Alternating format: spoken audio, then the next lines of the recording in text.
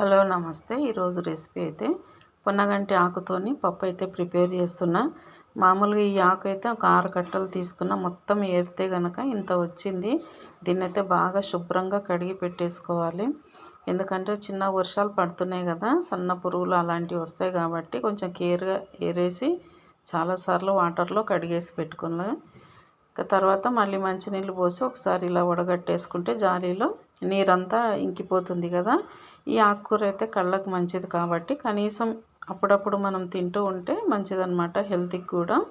వారానికి ఒకసారైనా ఏదైనా ఆకుకూర తినాలి. కానీ కొంచెం ఏరడం, కడగడం, వండడం కొంచెం ఇబ్బంది అనుకోండి, కానీ హెల్త్ పరంగా చూసుకుంటే మంచిది కదా. కాబట్టి ఇంకా ఇందులోకి అయితే నేను ఇప్పుడు స్టవ్ మీద అయితే బాండి పెట్టేసుకొని ఒక 2 టమాటాలు కట్ చేసి పెట్టుకున్నా.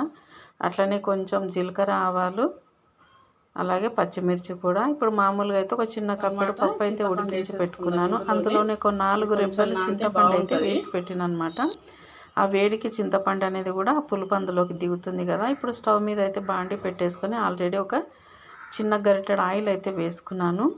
తీసుకున్న జీలకర్ర, ఆవాలు వేసి అవి చిటపట్లాడగానే కట్ చేసి పెట్టుకున్న టమాటో ముక్కలు అట్లాగే పచ్చిమిర్చి వేసుకొని కొంచెం వేగించాలి. నాకు ఎందులో అయినా కొంచెం పప్పులో ఉల్లిపాయ వేయాలనిపించదు, ఇష్టం అనిపించదు, కాబట్టి వేయను. అలాగే కొంచెం కొత్తిమీర, కరివేపాకు కూడా పొన్నగంటి ఆకుతో పాటే కడిగి శుభ్రంగా పెట్టేసిన అనమాట. ఇప్పుడు ఇది కొంచెం వేగిపోయింది కదా. ఈ కడిగి పెట్టుకున్న పొన్నగంటి ఆకునైతే ఇప్పుడు తాలింపులో వేసుకుందాం. వేసిన తర్వాత ఒకసారి కలిపేసి మూత పెట్టుకుంటే ఆవిరికి అనేది ఎగిరిపోతుంది అనమాట. ఇప్పుడు ఆల్రెడీ పప్పు ఉడికించి పెట్టుకున్నాను కాబట్టి అందులో సరిపడా ఉప్పు అయితే వేసుకుందాం. ఉప్పుతో పాటుగా కారం కూడా వేసుకుందాం.